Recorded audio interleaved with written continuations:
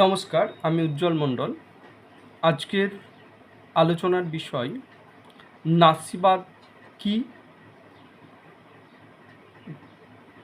এবং জার্মানিতে নাৎসিবাদের উদ্ভবের কারণগুলি কী ছিল, অথবা প্রথম বিশ্বযুদ্ধের পরবর্তীকালে জার্মানিতে কেন নাৎসিবাদ বিকশিত হয়েছিল, অথবা অন্যভাবে বলতে গেলে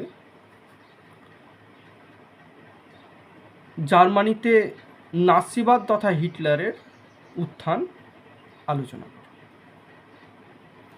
এখন নাৎসিবাদ কি, খুব সংক্ষেপে বলতে গেলে নাৎসিবাদ হচ্ছে হিটলার প্রবর্তিত একটি রাজনৈতিক দল।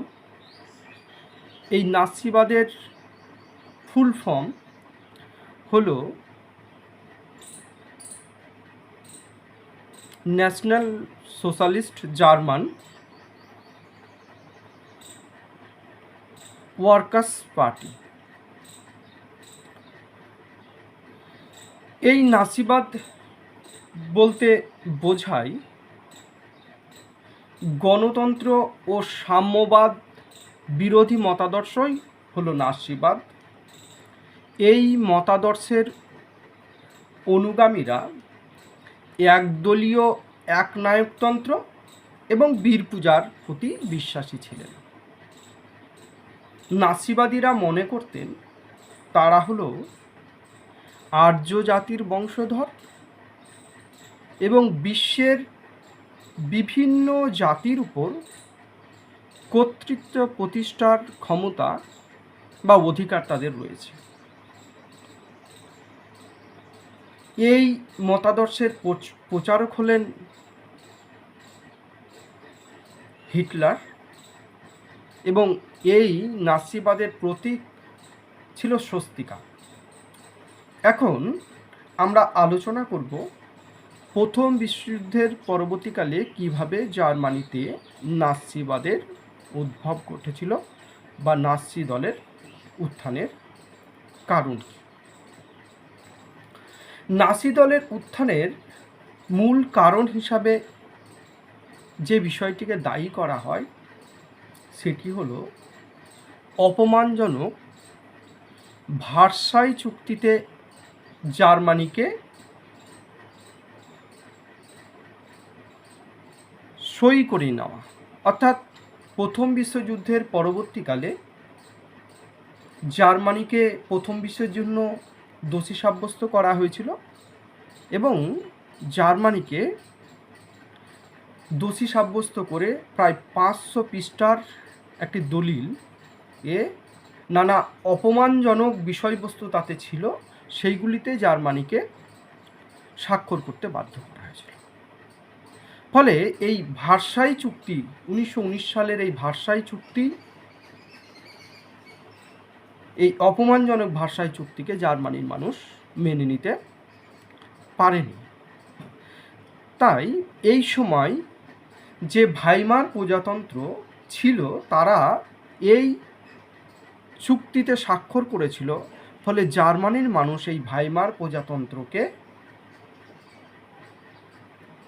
কোনো মতেই ভালো চোখে দেখেনি। তারা ভাইমার প্রজাতন্ত্রকে কাপুরুষ এবং তাদের জার্মানিদের শত্রু সরকার বলে মনে করত।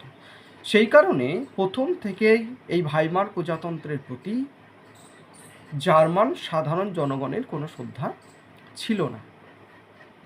তাহলে আমরা দেখতে পেলাম ভার্সাই চুক্তির অপমানজনক যে ভার্সাই চুক্তি, সেই চুক্তিতে স্বাক্ষর এটা জার্মানির মানুষ প্রথম থেকে মেনে নেয়নি। এটি একটি কারণ। এছাড়াও আমরা লক্ষ্য করি দুর্বল ভাইমার প্রজাতন্ত্র, যা নাৎসিবাদের উত্থানের অপর একটি কারণ হিসাবে চিহ্নিত।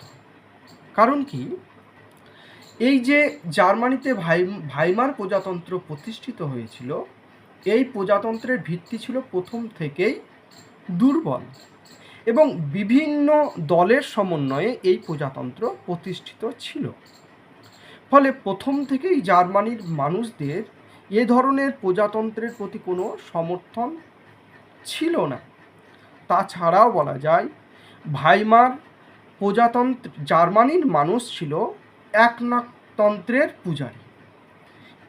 এক্ষেত্রে এই ভাইমার প্রজাতন্ত্র বিভিন্ন দলের সমন্বয়ে গঠিত হয়, বিভিন্ন মন্ত্রীবর্গ এবং এই বিভিন্ন দলের মধ্যে যেমন কোনো সুসম্পর্ক ছিল না জার্মানিতে, ফলে তারা কোনো ঐক্যবদ্ধভাবে কোনো কর্মসূচি গ্রহণ করতে পারেনি যা জার্মানির মানুষের কাছে জনপ্রিয় হয়ে পড়ে।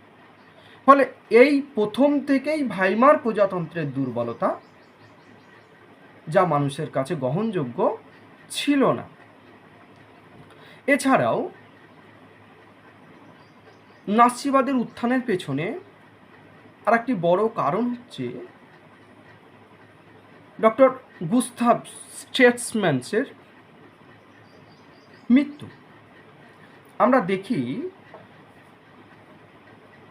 1919 সালের পরবর্তী সময়কালে জার্মানিকে ধরে রাখার জন্য যোগ্য নেতৃত্ব দেওয়ার চেষ্টা করেছিলেন গুস্তাভ স্ট্রেটসম্যান। তিনি তার দক্ষতা এবং যোগ্যতার গুণে জার্মানিকে খুব সহজেই আর্থিক গতিশীলতা আনার জন্য তিনি বেশ কিছু পরিবর্তন সাধন করেছিলেন এবং অর্থনৈতিকভাবে কিছুটা হলেও এগিয়ে নিয়ে যেতে পেরেছিলেন। এছাড়াও জার্মানিতে বেকার সমস্যার সমাধান এবং অন্যান্য পরিকল্পনা তিনি গ্রহণ করেছিলেন এবং বিদেশি রাষ্ট্রবর্গের জার্মানির প্রতি যে খারাপ দৃষ্টিভঙ্গি ছিল সেই দৃষ্টিভঙ্গিকেও গুস্তাভ স্ট্রেটসম্যান পরিবর্তন করতে সমর্থ হয়েছিলেন। ফলে ধীরে ধীরে জার্মানির এই খারাপ অবস্থা থেকে গুস্তাভ স্ট্রেটসম্যান যখন জার্মানিকে একটি ভালো জায়গায় নিয়ে যাওয়ার চেষ্টা করছিলেন, সেই সময় দেখা যায় 1929 সালে তিনি হঠাৎ মারা যান। ফলে এই ভাইমার প্রজাতন্ত্রকে টিকিয়ে নিয়ে যাওয়ার জন্যে যে দক্ষ বা যোগ্য ব্যক্তি ছিল না, তাছাড়াও তাদের মধ্যে ঐক্য না থাকায় ব্যাপক নাৎসি দলের প্রচার এবং এই ভাইমার প্রজাতন্ত্রের পতন নিয়ে আসে। এছাড়াও সমসাময়িক সময়ে আর একটি ঘটনা ঘটে যা ভাইমার প্রজাতন্ত্রকে পতনের দিকে ঠেলে দেয়। সেই ঘটনা হলো 1929 সালের মহামন্দা। 1929 সালে আমরা লক্ষ্য করি জার্মানিতে যেমন একদিকে বেকার সংখ্যা বৃদ্ধি পেয়েছিল, দারুণভাবে মুদ্রাস্ফীতি লক্ষ্য করা গিয়েছিল, ঠিক এই সব সমস্যার পাশাপাশি জার্মানিতে খাদ্যাভাব লক্ষ্য করা গিয়েছিল। তো এই সংকটময় পরিস্থিতিতে জার্মানিতে আরেকটি ঘটনা ঘটে যায়, সেটা হলো 1929 সালের বিশ্ববাজারে মহামন্দা। এই মহামন্দার ফলে বা বিশ্ববাজারে ধস নামার ফলে জার্মানির মুদ্রা দাম বহুগুণ কমে যায়। তার পাশাপাশি জার্মানির উপর ছিল ব্যাপক পরিমাণে ক্ষতিপূরণের দেওয়ার প্রতিশ্রুতি, যা বিদেশিদেরকে ভার্সাই চুক্তি অনুসারে দিতে হতো। তো এইরকম পরিস্থিতিতে জার্মানির অবস্থা এতটাই শোচনীয় হয়ে পড়েছিল যে এই সময় নাৎসি দল এই ভাইমার প্রজাতন্ত্র উচ্ছেদ করে মানুষকে সঠিক দিশা দেখানোর জন্য ব্যাপক প্রচার চালায়, যা নাৎসি দলের উত্থানের আর একটি ভালো দিক বলা যায়। এছাড়াও নাৎসি দলের উত্থানের সর্বোপরি এবং সবথেকে উল্লেখযোগ্য যে কারণটিকে তুলে ধরা হয় সেটা হলো হিটলারের মতো একজন যোগ্য নেতার নেতৃত্ব দান। হিটলার ছিলেন এমন একজন ব্যক্তিত্ব যার মধ্যে নেতা এবং অভিনেতার একটি সুন্দর সমন্বয় লক্ষ্য করা গিয়েছিল।